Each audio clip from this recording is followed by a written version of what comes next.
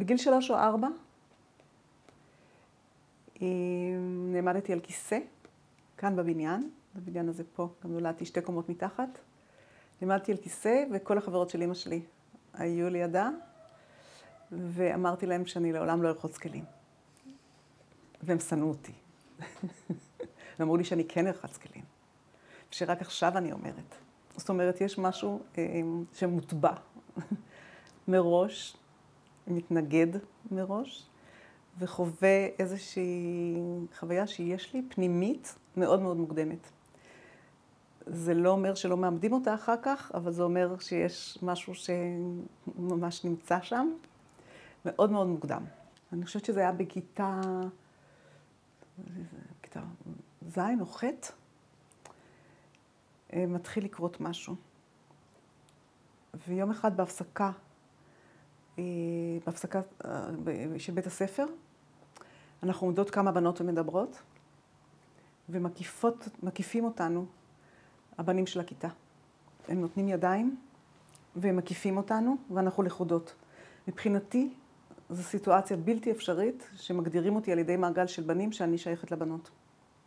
אני מתבוננת, ומחפשת את מי הילד הכי חלש בכיתה. זה האינטלקטואל של הכיתה, אבל הוא גם החלש של הכיתה. אני לוקחת את 2 האגרופים שלי, ואני רצה למקום שבו הוא מחזיק יד לבן אחר. כי אני אומרת לעצמי שזאת החוליה החלשה. ואני נותנת לחוליה החלשה הזאת מכה, ואני נעדפת לאחור, על הגב, עם מכנסי ההתעמלות שלי, ככה, וכל הבנים מוחאים כפיים. וזה הרגע שבו אני מבינה מה המגדר שלי.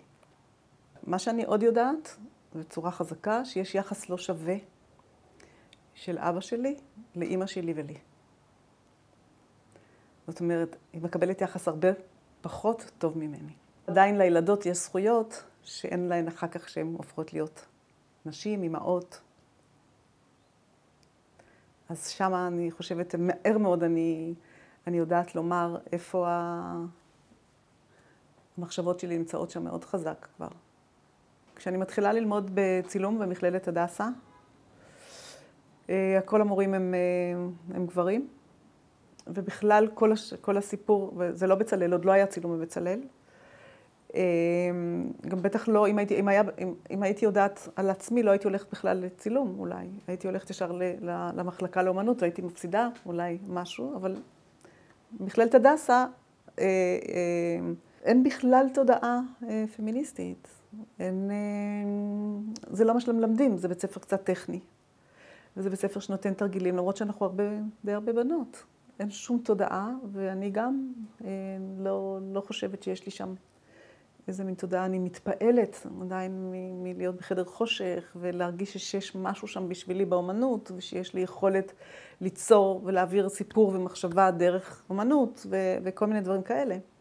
סיימתי את הלימודים האלה, הלכתי לעבוד בתור אסיסטנטית של אבי גנורז, ודי מהר הלכתי ללמוד במדרשה לאומנות, כי הבנתי שאת השפה של האומנות אני לא יודעת. עכשיו, באלבום המשפחה מתחיל הדבר הזה. כבר בלימודים שלי.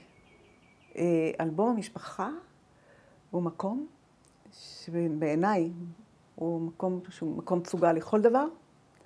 יש לו עוצר או עוצרת, או שזה אחד מבני המשפחה שמסדר אותו, או שזה עדיין בארגז ויגיע העוצר והעוצרת שלו. שלנו זה היה ככה. והתחיל לעניין תופעה מאוד מעניינת שיש באלבום המשפחה, של נשים שישנות ושוכבות ומישהו מצלם אותן. מבחינתי האישה השוכבת שיש צלם שצילם אותה, האם היא יודעת שהיא מצלם אותה? האם היא משתפת איתו פעולה? האם זה מסוכן, המצב הזה? זה קשור לפסיכואנליזה שאני עברתי, יותר מאוחר, אז עוד לא עברתי, אבל של מוות, של חלום, של מיניות. כל הדברים האלה ישנה בצילומים, יש לי אוסף ממש גדול, וזה מאוד מאוד מעניין הקשר הזה.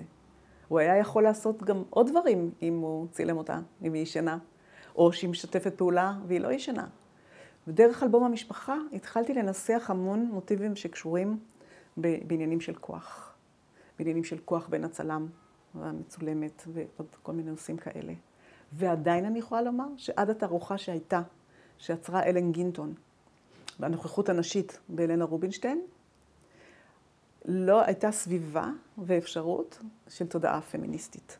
האמניות של שנות ה-70 אומרות לא רק שאנחנו לא פמיניסטיות, אלא שאין הבדל בין נשים וגברים.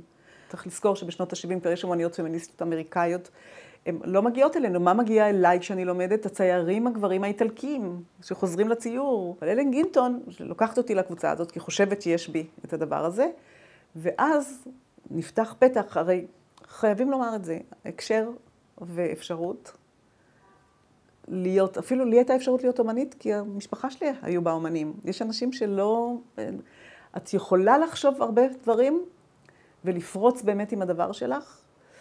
מאוד קשה לעשות את זה שאין סביבה, וכשיש התחלה שגם הסביבה מאפשרת את זה, כל הניצנים יכולים לצאת. אז היה את זה קודם, אבל ממש שיכולתי כבר לא להסתיר את זה, זה היה אז. הרי באיזשהו רגע מסוים עזבתי כל עבודה שקשורה בצילום, ורק הלכתי לכיוון של הוראה ואומנות, אבל הייתה תקופה שצילמתי, ונכנסתי למגירות שכתוב תל אביב לילה, 2 מגירות מלאות תל אביב לילה, ואני מסתכלת, ואני רואה 10 צילומים, שבהם יש נשים שמנותקות מהסביבה שלהם. ואז אני מחלצת את התצלומים האלה, ואני שואלת את עצמי, מה אני עושה? אלה נשים שהתנתקו, ואני חיברתי אותם בכוח. אלה נשים שאני לא ביקשתי את רשותן. אבל אני אומנית, ויש לי סדרה, והיא סדרה חזקה, והיא סדרה חשובה. ואז אמרתי, אני אקח את השאלה שהיא בבסיס הקשר בין המטפלת והמטופלת. שהמטופלת רשאית לענות, לספר למטפלת על מה היא חושבת. זה המקום שהיא יכולה לספר למטפלת על מה היא חושבת. ויש את השאלה, יש שאלה פסיכואנליטית, מה את חושבת? ולקחתי את התצלומים האלה, והגדלתי אותם, ושמתי את החותמות שלי הידועות. ושאלתי את הנשים ואת הצופות ואת עצמי, מה את חושבת? שבעצם הפעולה שעשיתי, וגם זה חתום ככה, כתוב 1983 עד 2004 או 2003. זה כמה שנים לקח לי כדי לחלץ אותם מהמגירה, ולחזור אליהם בעצם, אני לא יכולה לחזור אליהם באופן הממשי, כי אני לא יודעת איפה הן, אבל לחזור אליהם על גבי מצע הצילום, ולחזור אליהם עם אמפתיה, ולשאול אותם מה את חושבת.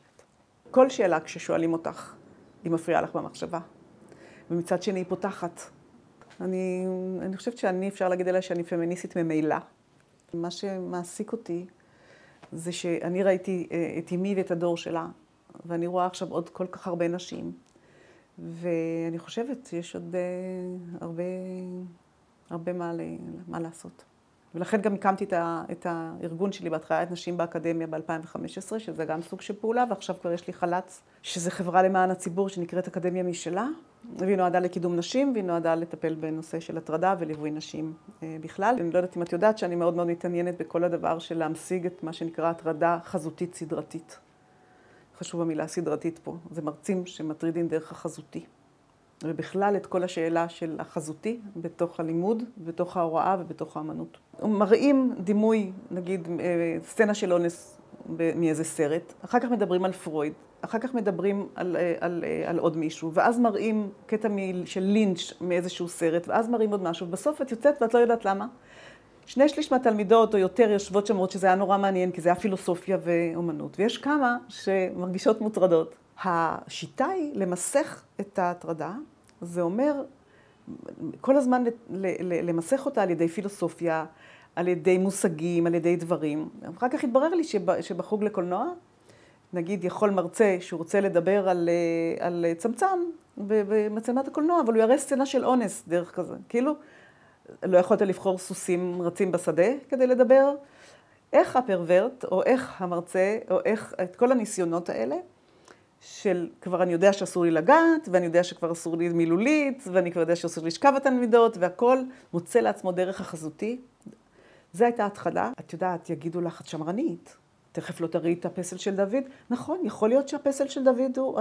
אני רוצה כל פעם לחשוב מחדש, ולפני כל שיעור שלי, ולפני כל שנה שלי, את מה שאני מראה. וכמו שילדים שלי אומרים לי, כשאני אומרת להם, זה סרט חובה, אומרים לי, מה חובה? אם אני רוצה לראות אותו ולדעת אם הוא חובה. ומתחילים מחדש את ההיסטוריה שהם רוצים. אני רוצה כמרצה להתחיל את ההיסטוריה של מה שאני מלמדת, וכל שנה לבדוק אם אני מראה משהו, וגם תמיד את הטריגר של להגיד, אני הולכת להראות צילום עירום, אני הולכת להראות סרט עירום. כל זה מתקשר עם תחילת הדרך שלי. בתחילת הדרך שלי הרגשתי את הדבר הזה. מאוד מאוד מוקדם. גם כאישה וגם כאומנית. את המקום הלא אתי של המקום החזותי, שאפשר להפוך אותו, והוא חרב פיפיות. כל מה שעשיתי וניסחתי ועברתי מסלול מאוד מאוד קשה, גם עם הדבר הביוגרפי וגם עם ההתעקשות שלי וגם עם לשנים רבות לא להציג בכלל עבודות שלי, לעבודות של צלמים אחרים ולהקים את כל הארכיון של צלם לא ידוע. שזה אקט כזה מאוד חשוב, ודרך הצלם הלא ידוע להעלות את הנושאים שחשובים לי, כשלא יגידו לי, אוי, איזה אור יפה יש בצילום שלך, איזה קומפוזיציה נהדרת, אלא רק להתמקד בתכנים שהם חשובים. יש את הסדרה שעשיתי, I was there, שאני נכנסת למראות של אומניות אחרות, ודרך המראה אני יכולה להגיד זה היה בתקופה שלא יכולתי להסתכל על עצמי במראה. הרגשתי שאני לא רוצה, ורציתי לקחת את המצלמה ולראות מה היא רואה. אבל אי אפשר לצלם את עצמך מאותה נקודת מבט עם המצלמה, כי אז רואים אותה והיא מסתירה לך את הפנים, כמו איזו גיבנת כזאת ומזה נוצרה סדרה שלמה, שאני מחפשת את המקום שלי בתוך תולדות האמנות, ביצירות בעיקר, שכשהייתי ילדה הרביתי להסתכל בהן, ולשם אני נכנסת. וזה הכל סדרות שמגיעות אליי, ואני מחליטה זו העצה הכי טובה שיש לי לסטודנטים ולסטודנטיות שלי, לא להיות הדיקטטור של עצמי. יש לך תשוקה, רצון לעשות את הסדרה הזאת, תעשי אחר כך תבדקי.